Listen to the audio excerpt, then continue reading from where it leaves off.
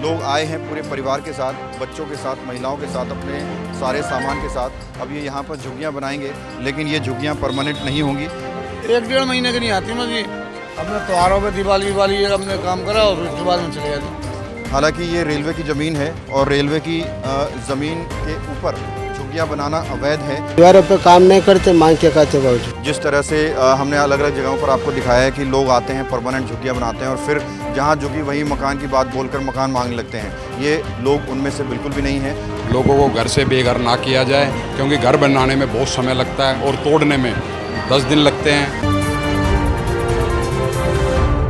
नमस्कार, मैं हूं प्रवीण और आप देख रहे हैं इंडिया टाइम 24 न्यूज़। और इस वक्त मेरी मौजूदगी पालम रेलवे प्लेटफॉर्म के पास है। पालम का जो रेलवे स्टेशन है उसके पास है और उसके ठीक बगल में एक जगह है जहां पर कुछ लोग आ गए हैं और उन्होंने झुग्गियां बनाना शुरू कर दिया है।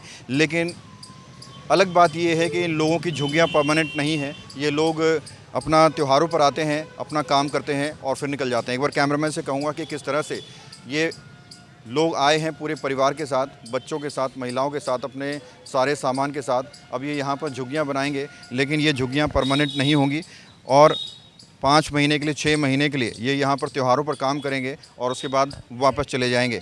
कैमरामैन एक बार दिखाए इन लोगों ने किस तरह से यहाँ पर झुग्गियाँ बनानी शुरू कर दी हैं। इस तरफ भी दिखाए, देखिए बल्लियाँ गाड़ ली गई हैं। वहाँ पर देखिए बल्लियाँ गाड़ ली गई हैं और कैमरा देखकर हो सकता है वो थोड़े से डर गए हैं, इस वजह से उन्होंने काम फ़िलहाल के लिए रोक दिया है। लेकिन आप महिलाओं को देखेंगे, बच्चों को देखेंगे, छोटे छोटे बच्चे यहाँ पर हैं और ये जो पूरा एरिया है इन्होंने साफ़ किया है झाड़ू लगाकर। यहाँ पर कुछ ही दिनों में झुग्गियाँ खड़ी हो जाएंगी और इन झुग्गियों में ये लोग रहना शुरू कर देंगे।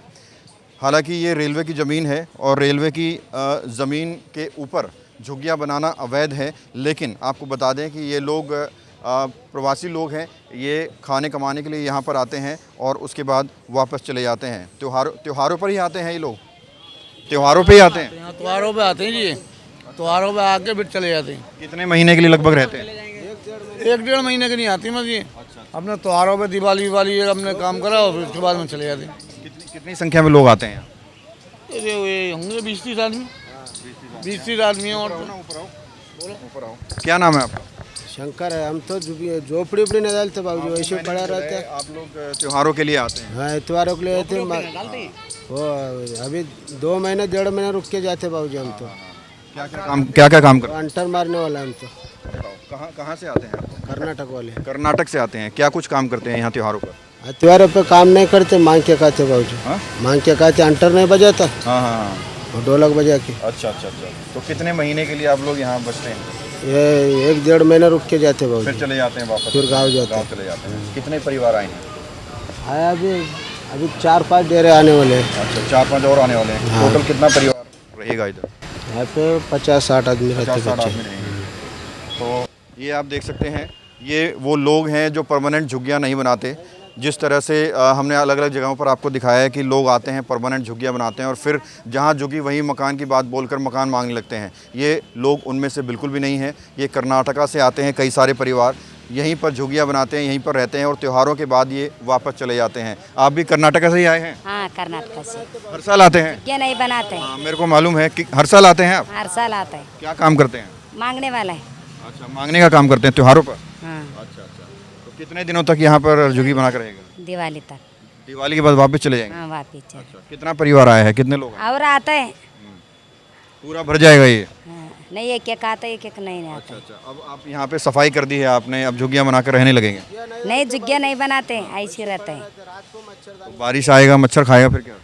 बारिश आए तो क्या करना। हाँ, तो थोड़ा सा छप्पर तो लगाएंगे। हाँ, चप्पल। तो क्या सब लोग मांगने का ही करते हैं, कुछ और भी काम करते नहीं, मांगने की। हैं? सब लोग मांगने का ही काम सब करते लोग हैं? मांग। अच्छा।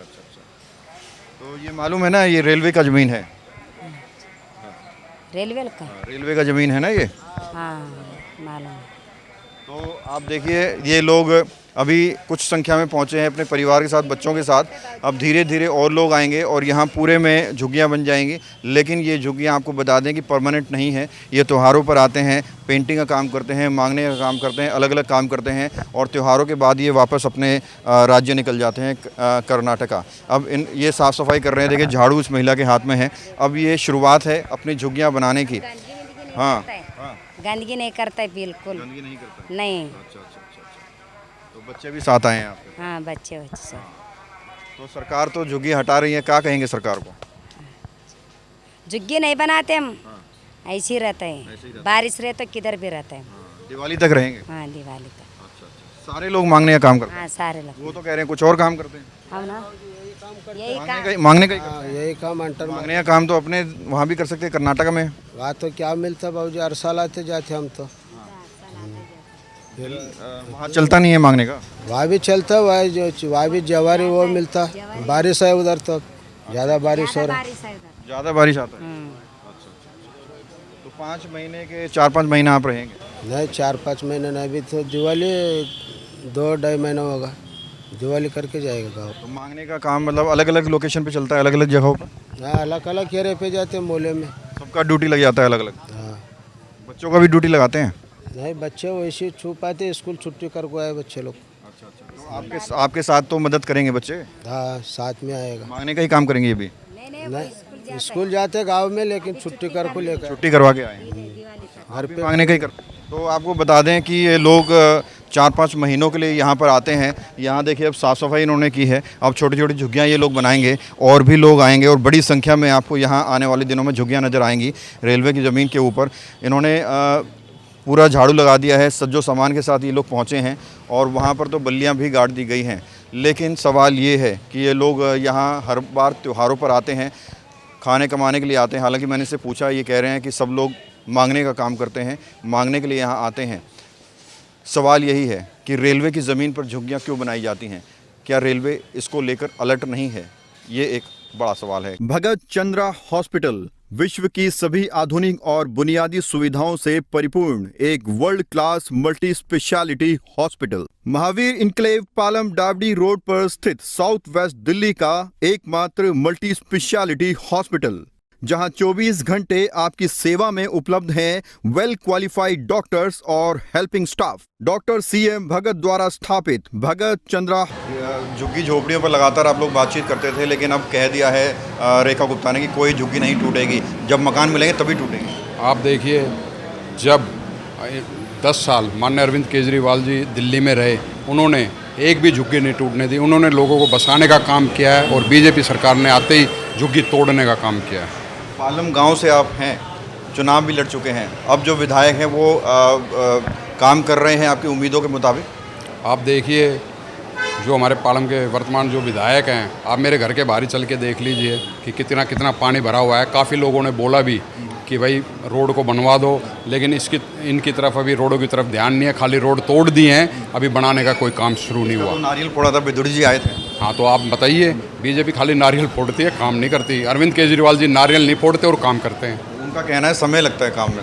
समय कितना समय लगेगा? आने वाले 5 साल तक अगर ये रोड बन जाए तो आप मेरे को बता देना। क्या कहेंगे, क्या कुछ उम्मीद कर रहे हैं काम की, क्या कुछ काम पालम में होना चाहिए? हम तो यही उम्मीद कर रहे हैं वर्तमान विधायक जी से कि भाई जो झुग्गी झोपड़ी हैं वो ना टूटें, लोगों को घर से बेघर ना किया जाए, क्योंकि घर बनाने में बहुत समय लगता है और तोड़ने में 10 दिन लगते हैं। और इन्होंने कहा था कि हमारी 100 दिन की जो सरकार है, 100 दिन जो सरकार के हैं, 100 दिन के अंदर हम पूरी पालम विधानसभा को चमका देंगे।